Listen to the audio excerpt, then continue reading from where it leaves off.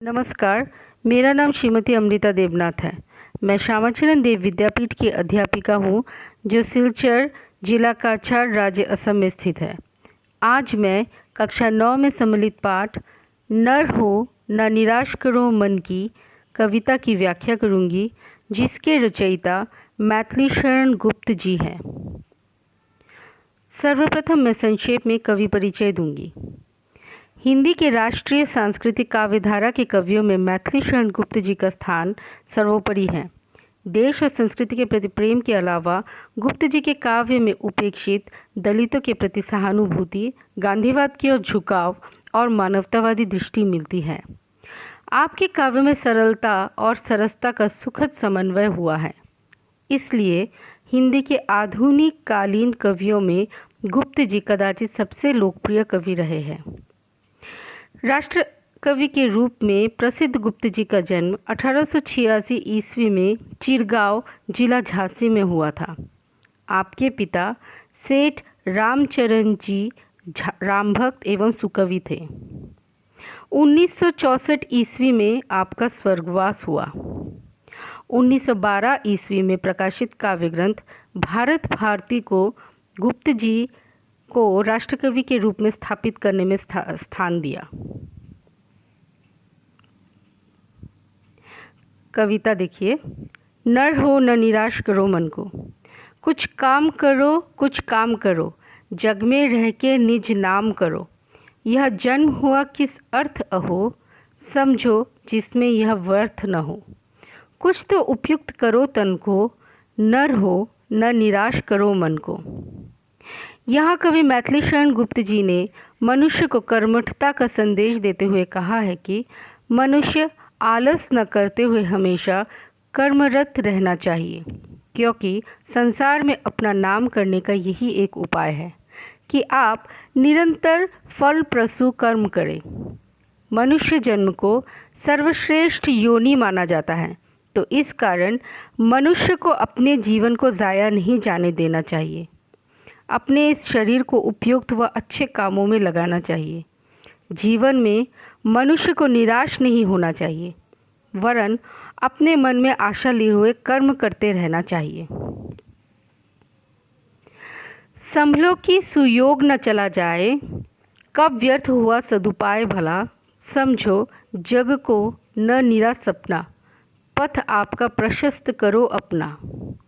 अखिलेश्वर है अवलंबन को, नर हो न निराश करो मन को। यहाँ कवि कहते हैं कि यदि मन चंचल हो रहा हो तो मन को संभालो, ताकि सुअवसर न निकल जाए। अच्छे समय को हाथ से नहीं जाने दो। यहाँ कवि प्रश्न की भंगिमा पूछते हैं कि कभी उचित समय में किए गए काम के लिए पछताना पड़ा है। यह संसार सपने की भांति केवल सुख का संसार नहीं है, वरन कठिनाइयों से भी भरी हुई है, और इसी कठिनाई से भरे हुए पथ को प्रशस्त करना है, अर्थात कठिनाइयों का सामना करते हुए उचित समय में कार्य कर अपनी उन्नति करनी है। अखिलेश्वर अर्थात परम पूज्य ईश्वर हमारे साथ है, जो हमारा सहारा है और जिनके बताए हुए मार्ग का हमें अनुसरण करना है। इस कारण मनुष्य हो तो साहस रखते हुए अपने मन में निराशा को स्थान न दो। जब प्राप्त तुम्हें सब तत्व यहाँ, फिर जा सकता वह सत्व कहाँ।